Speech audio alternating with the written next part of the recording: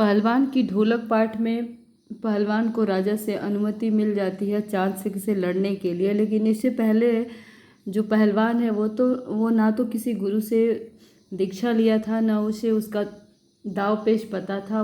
उसने खुद से जो कुछ सीखा था उसी को वो यहाँ प्रदर्शित करना चाहता था। अब उसकी गुरु होगी ढोलक, जो दंगल के समय बजती है। तो देखते हैं, दोनों की कुश्ती हो रही थी। चट धा गिड़ धा, चट धा गिड़ धा, ये ढोलक की आवाज़ है। भरी आवाज़ में एक ढोल जो अब तक चुप था बोलने लगा, ढाक ढीना ढाक ढीना ढाक ढीना। अब इससे अर्थ ले रहा है पहलवान, अर्थात वाह पट्टे वाह पट्टे। मतलब पहलवान इस ढाक ढीना से अपने को शाबाशी ले रहा है। लुट्टन को चाँद ने कसकर दबा लिया था। चाँद जो शेर का बच्चा था। अरे गया गया, दर्शकों ने तालियां बजाई। हलवा हो जाएगा हलवा, हंसी खेल नहीं, शेर का बच्चा है बच्चों। फिर आवाज़ आती है ढोलक की, चट गिड़ धा, चट गिड़ धा, चट गिड़ धा। अब इसका अर्थ लेता है वो लुट्टन पहलवान, मत डरना मत डरना मत डरना। लुट्टन की गर्दन पर केहूनी डालकर चाँद चित्त करने की कोशिश कर रहा था। वहीं दफना दे बहादुर बादल सिंह अपने शिष्य को उत्साहित कर रहा था। लुट्टन की आंखें बाहर निकल रही थी, उसकी छाती फटने फटने को हो रही थी। मतलब जो चांद सिंह था उसकी जो पकड़ थी वो काफ़ी तेज़ थी। राजमत बहुमत चांद के पक्ष में था, सभी चांद को शाबाशी दे रहे थे।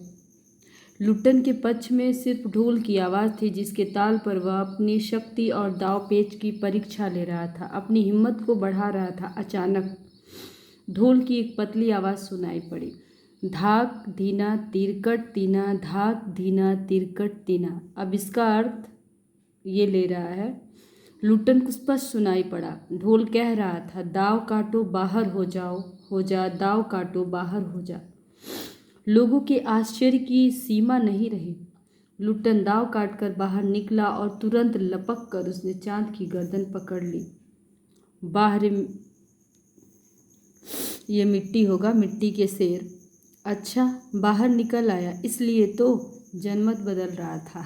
अब लुट्टन जब चांद सिंह पे भारी हो गया तो जनमत, जो वहाँ के लोग अब तक चांद सिंह के पक्ष में चिल्ला रहे थे, अब वो लोग लुट्टन के पक्ष में चिल्लाने लगे। मोटी और भोड़ी आवाज़ वाला ढोल बज उठा था, लेकिन लुट्टन को इससे मतलब नहीं था कि जनमत किसकी तरफ है। वो ढोल की आवाज़ से बस अपने आप को प्रेरित कर रहा था। चटाक चटधा, चटाक चटधा, इसका अर्थ वो ले रहा था, उठा पटक दे, उठा पटक दे।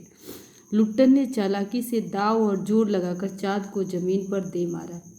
धीना धीना धिक धीना, अर्थात चित्त करो चित्त करो, मतलब पीठ के बल लिटा दो।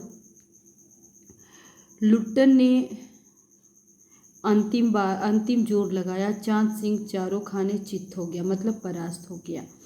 धा गिड़ गिड़, धा गिड़ गिड़, धा गिड़ गिड़, धा गिड़ गिड़। अब अपने आप को ही शाबाशी ले रहा है उसकी आवाज़ से, वाह बहादुर वाह बहादुर वाह बहादुर।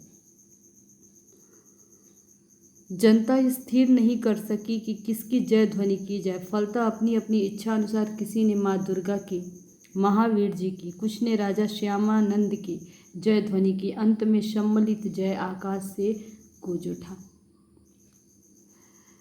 विजयी लुट्टन कूदता फादता ताल ठोकता सबसे पहले बाजे वालों की ओर दौड़ा और ढोलों को श्रद्धापूर्वक प्रणाम किया। फिर दौड़कर उसने राजा साहब को गोद में उठा लिया।